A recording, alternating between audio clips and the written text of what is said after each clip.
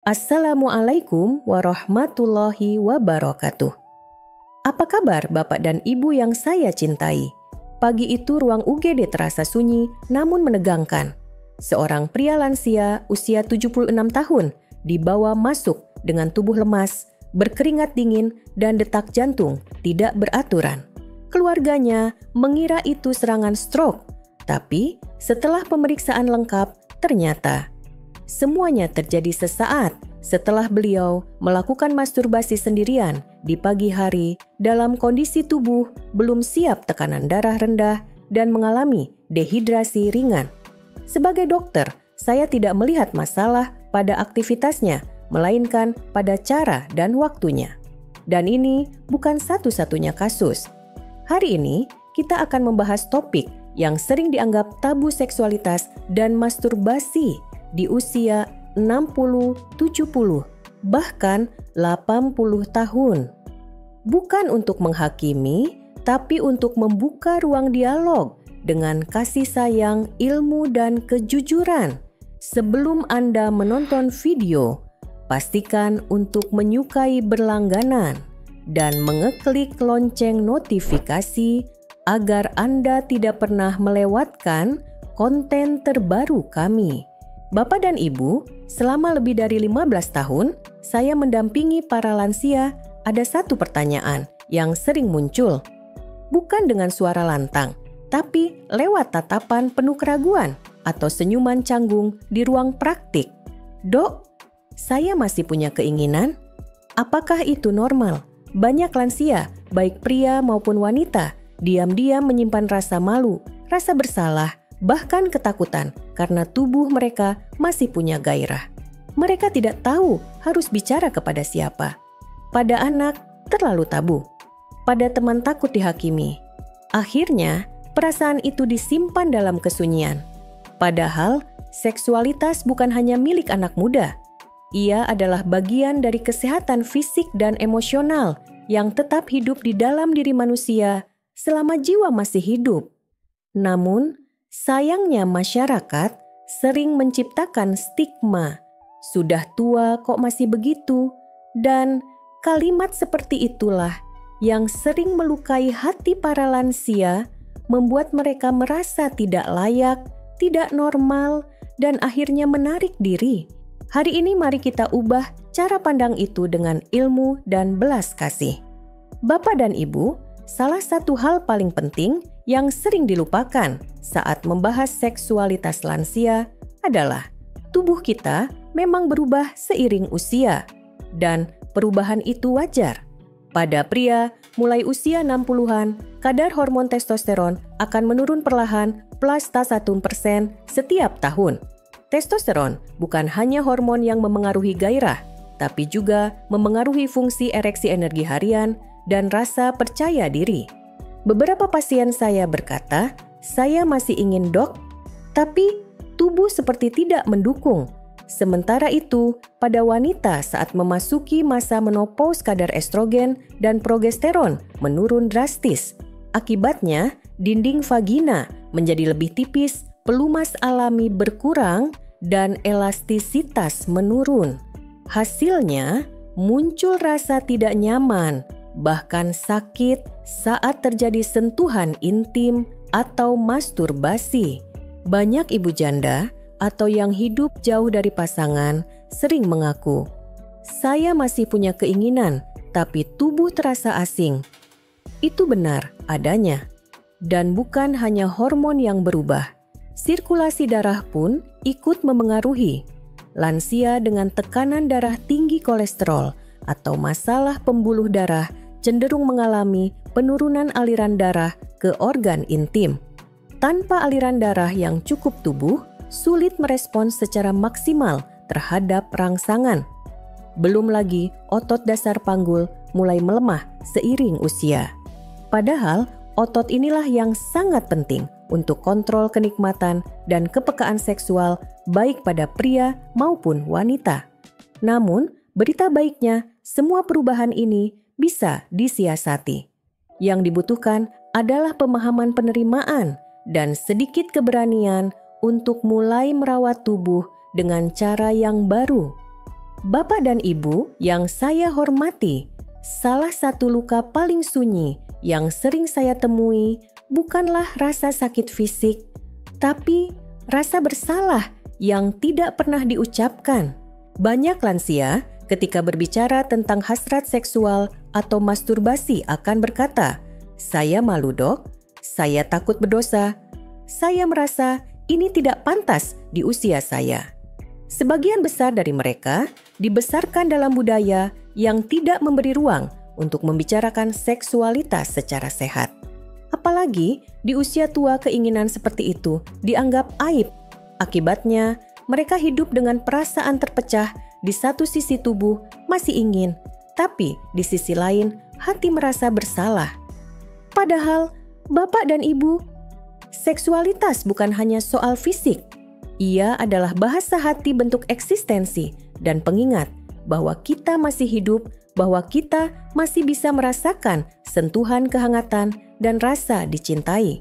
Ketika keinginan itu ditekan terus-menerus, kesehatan mental bisa terganggu. Lansia jadi mudah cemas, kehilangan percaya diri, merasa tidak normal, bahkan jatuh dalam kesepian dan depresi. Lebih menyedihkan lagi, banyak dari mereka tidak tahu harus bicara ke siapa. Teman malu, anak takut salah paham. Akhirnya mereka diam, dan diam yang terlalu lama bisa melukai hati. Hari ini mari kita pelan-pelan membuka luka itu. Bukan untuk mempermalukan, tapi untuk menyembuhkan. Bapak dan Ibu yang saya cintai, di usia senja banyak dari kita hidup dalam keheningan. Pasangan sudah wafat, anak-anak tinggal jauh, rumah yang dulu ramai kini hanya berisi suara detak jam dan langkah kaki sendiri. Dalam kesepian seperti itu, beberapa lansia datang kepada saya dan berkata, "Saya merindukan sentuhan Bu Dokter." Bukan karena nafsu besar, tapi karena ingin merasa hangat kembali. Dan saya mengerti itu, sangat mengerti. Masturbasi dalam konteks ini seringkali bukan lagi soal pemuasan biologis, tapi menjadi satu-satunya cara untuk merasa terhubung dengan tubuh sendiri, untuk mengingat bahwa kita masih hidup, masih bisa merasa, masih layak untuk disayangi. Saya tidak mengatakan bahwa masturbasi adalah solusi utama, tapi saya juga tidak setuju jika aktivitas ini dianggap kotor atau tercela hanya karena usia. Justru, jika dilakukan dengan cara yang sehat sadar dan penuh penghargaan terhadap tubuh sendiri, masturbasi bisa menjadi bentuk perawatan diri yang sangat penting. Namun, yang perlu diingat, jangan menjadikannya sebagai satu-satunya pelarian dari kesepian. Karena jika kita terlalu lama hidup hanya dalam dunia kita sendiri, tanpa koneksi sosial, masturbasi bisa berubah menjadi pelarian emosional yang memperdalam rasa sepi. Maka dari itu saya selalu menyarankan tetaplah cari koneksi. Entah lewat pengajian mingguan, berbincang dengan tetangga, ikut komunitas lansia, atau sekadar saling menyapa di grup WhatsApp. Ketika hati kita terhubung, tubuh kita pun akan merasa lebih utuh. Sentuhan dari luar bisa menenangkan kulit, tapi koneksi dari dalam hatilah yang menyembuhkan jiwa. Bapak dan Ibu, setiap tubuh punya cerita. Dan di usia senja, cerita itu tidak berakhir, hanya butuh cara baru untuk dibaca dan dirawat. Jika Bapak dan Ibu masih memiliki hasrat seksual atau ingin melakukan masturbasi, tidak ada yang salah dengan itu. Tapi, kuncinya adalah bagaimana kita melakukannya dengan aman, lembut, dan penuh kesadaran. Berikut ini adalah beberapa solusi medis dan teknik aman yang sering saya sarankan kepada pasien lansia. 1. Pilih waktu yang tepat. Jangan memaksakan diri saat tubuh sedang lelah lapar atau habis bangun tidur dengan tekanan darah belum stabil. Pagi hari bisa berisiko jika tidak disertai hidrasi atau sarapan ringan. 2. Gunakan pelumas berbahan air. Terutama bagi wanita pelumas sangat penting untuk mencegah iritasi atau rasa sakit.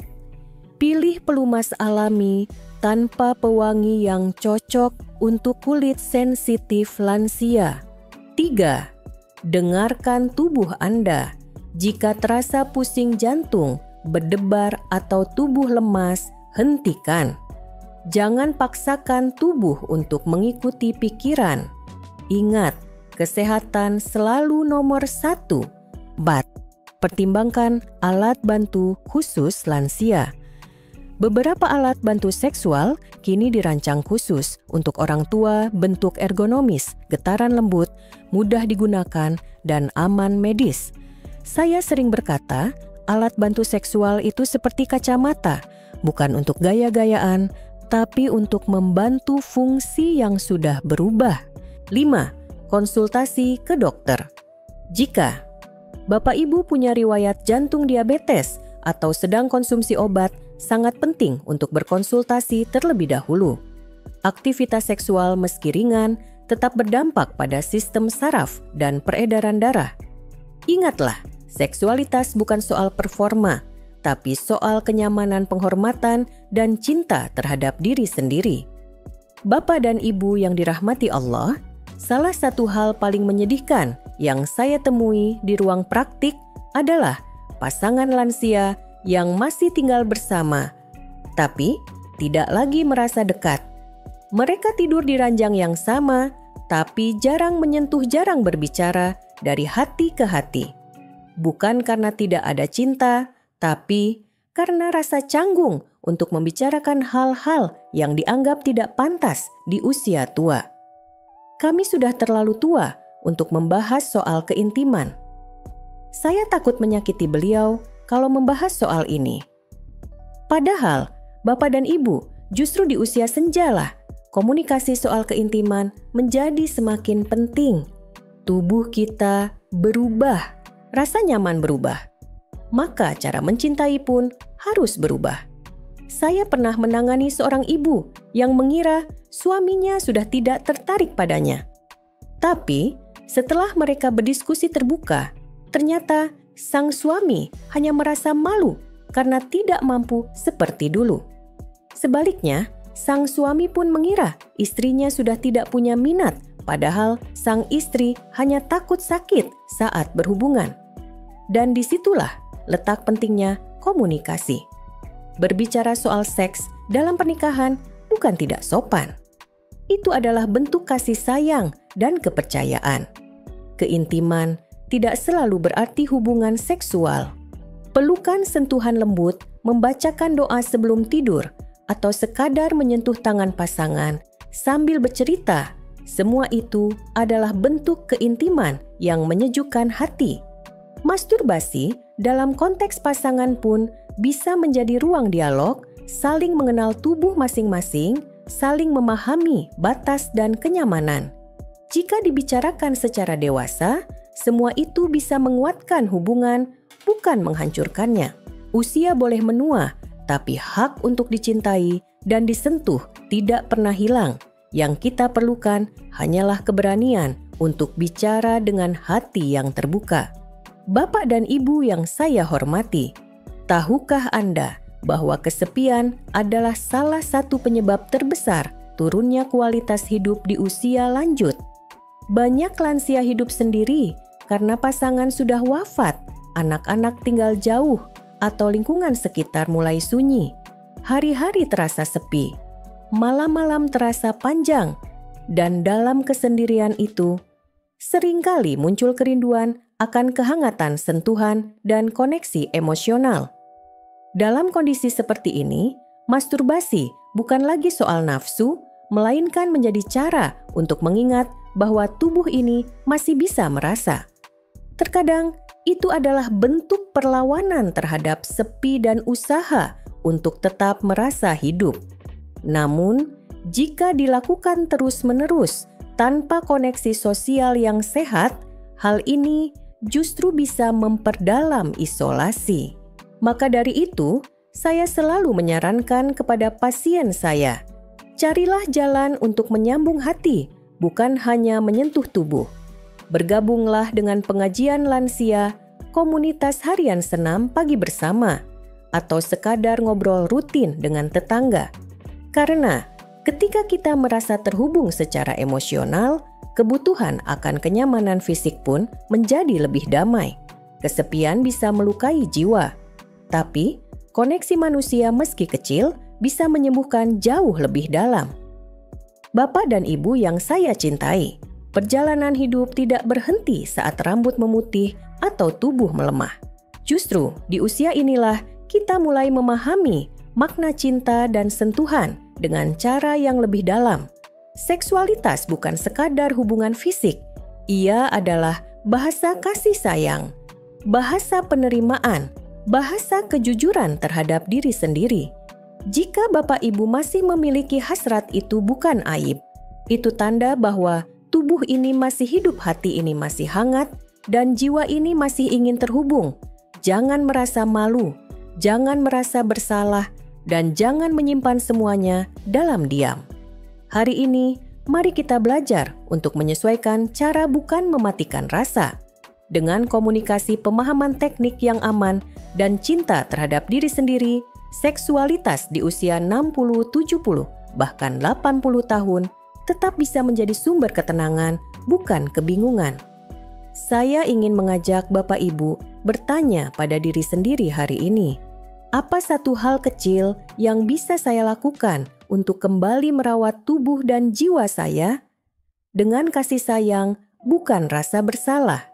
Jika Anda merasa video ini bermanfaat, jangan lupa untuk menyukai berlangganan dan klik lonceng notifikasi agar Anda tidak pernah melewatkan konten terbaru kami.